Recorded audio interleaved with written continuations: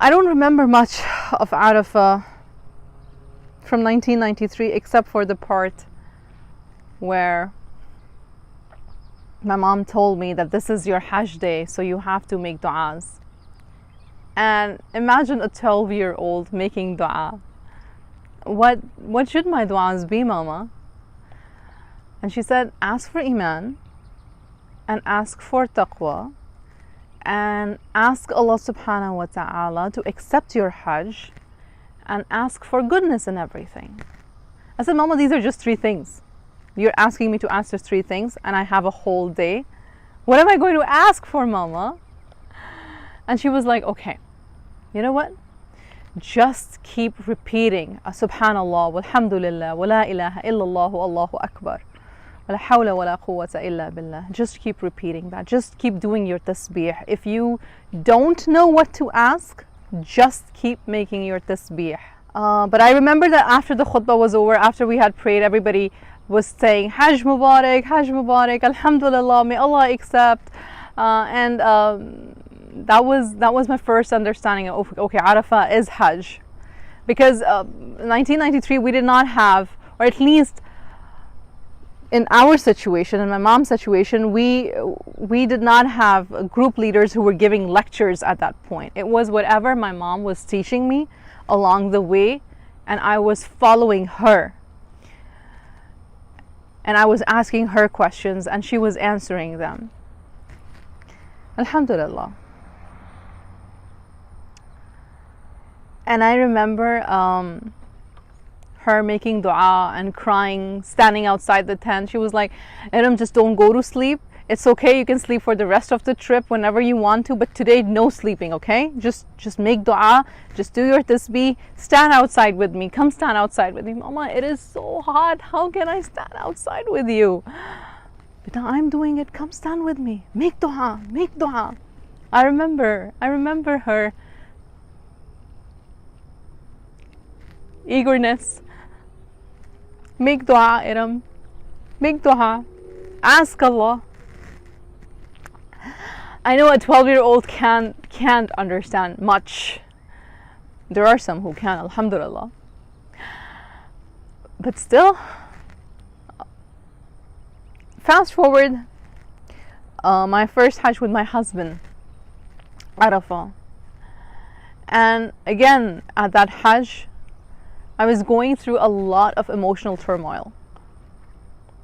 And the first thing that I hear when I enter our Arafah camp, again, first world country, so mashallah, we're given camps at Arafah now. Of course, things have evolved, but our camps are very well managed. We have no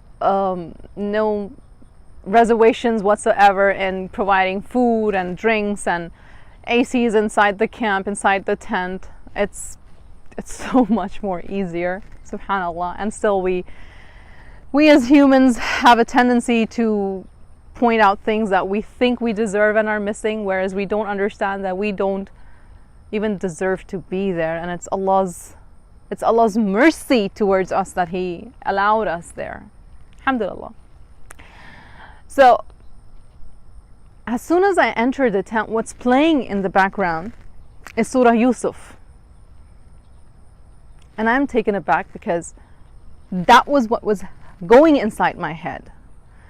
That person hurt me, and that person hurt me, and that person hurt me, and how will I ever recover from this hurt?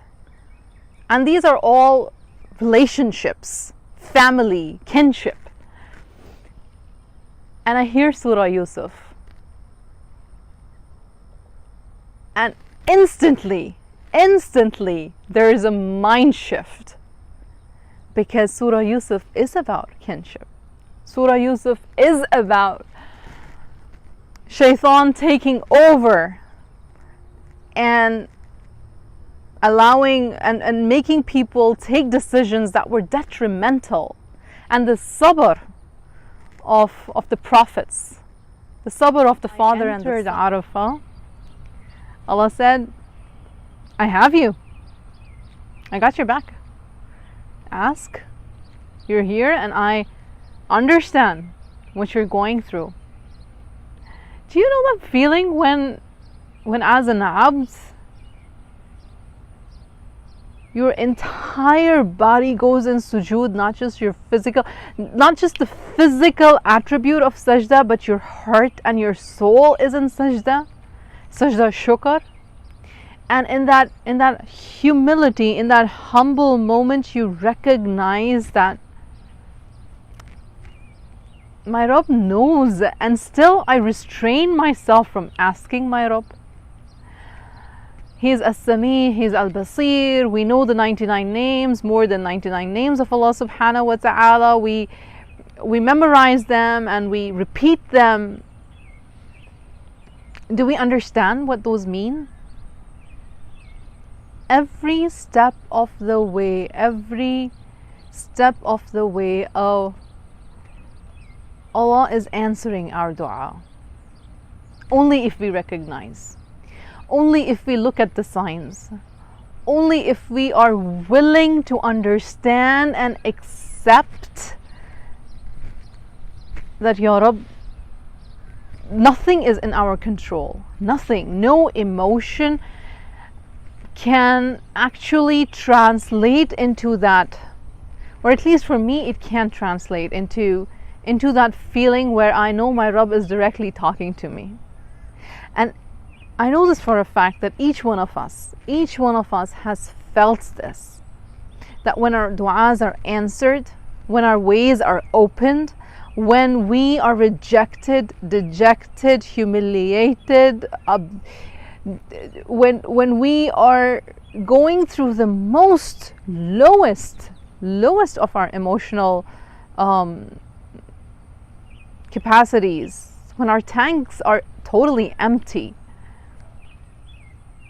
Allah subhanahu wa ta'ala fills our iman and He lifts us up. Yaqub alayhi salam asks Allah subhanahu wa ta'ala of sabrun jameel.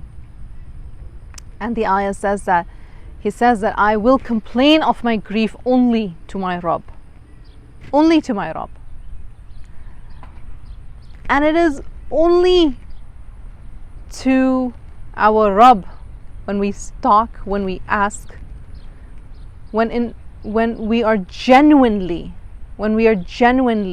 given relief, the ease of moving forward, the ease of letting go.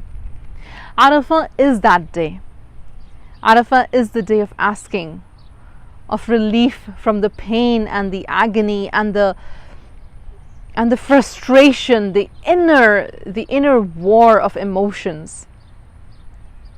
So ask Allah subhanahu wa ta'ala whatever you think is necessary for you to move on. All you need to do is ask. Arafah is the day of asking. And Allah is not shy of giving. So ask. If you've ever been in Haram and you know that these are your last moments, then when you are going back and you're looking at Kaaba and you turn back again one more time and you look at Kaaba again and make some dua and you ask Allah subhanahu wa ta'ala, that emotion is so powerful, so gripping. I know and I understand that it's not the box, that black body that you're worshipping. You're worshipping the Rabb.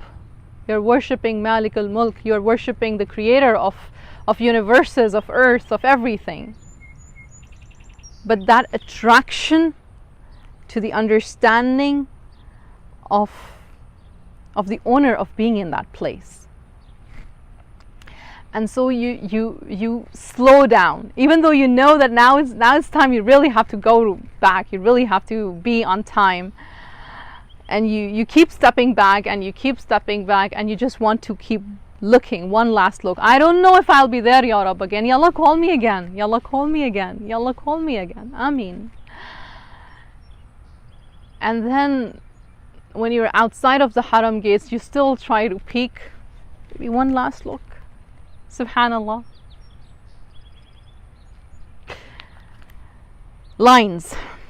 Long lines For hours, minutes, seconds, people stand, sit, wait, lines to go to the haram, lines to get out, lines for the toilets and wudu, lines to get into the buses and out of them, to our next destination, transit lines, the long await for the next stop.